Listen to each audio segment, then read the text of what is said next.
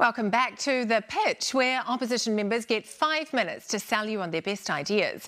Last week on this program, Tracy Martin defended the government's media reform from criticism that it's a solution looking for a problem. And some of the loudest criticism is coming from National's broadcast spokesperson, Melissa Lee. So now is her chance. She sat down with Finn Hogan to convince you that she'd make a better broadcasting minister than Willie Jackson. Well, I saw the interview and I have to say I didn't really get anything out of it. There was no explanation as to what she actually means. I guess that's pretty typical of the chairperson of the establishment board who was responsible for the business case. Let's say you are elected at the next election. Would you move to dismantle this new entity? Well, I think first of all, the government needs to listen to what has actually been said at Select Committee. There are so many people who submitted, close to 1,000 people who submitted. Majority of them are actually against the merger. And I think they need to stop this before it actually gets any far. They're not moving to stop it. That's very unlikely. And this is happening soon. So would you move to dismantle it? Well, this government is actually not very good at delivering, so we shall see how far it will go. But I don't think they will go very far. TVNZ will continue to be TVNZ. RNZ will continue to be RNZ. I'm not so sure what the new entity is supposed to be, but they haven't actually shown us what that is. And that is... So you're predicting it's not even going to actually... No, I don't think it's going to go very far, so it won't be very difficult to dismantle it. But you've mentioned there that you think the merger may not go ahead, but let's say it does. It's in place and it's far enough along that you don't dismantle it. What's one thing that you would change? I would make sure that there is no interference. I mean, you know, one of the biggest concerns that people have is political interference. Mm-hmm. And currently, the very fact that it's going to be an autonomous Crown entity. How would you guarantee that there is no interference? Well, well, this is the whole problem. I mean, I've asked the minister whether he actually felt that this whole new entity is open to political interference, and he said, oh, well, if the future national government comes in, it will have interference. I mean, that basically, he answered that question by saying that if future national government can interfere in it, this government can too.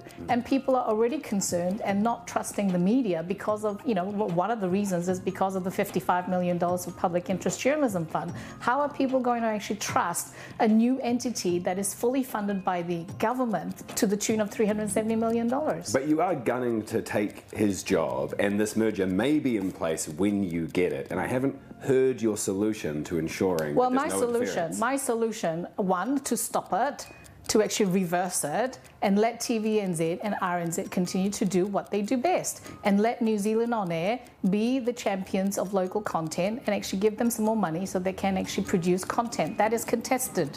So it sounds like from everything that you're saying, you are going to move to roll this back if you take government next election. I think so. But the thing is that, you know, this is going from, I mean, I was very, very concerned about it right at the beginning. And I thought, well, this could be good. But, you know, I needed more detail. The more I listen to the government, which has very little detail, the more I listen at the Select Committee from the concerns that people have actually raised, I'm convinced that this is a bad idea. And you're going to reverse it. And I'm going to reverse it. All right. Well, so we've got that commitment now. You're going to reverse the merger if you are elected.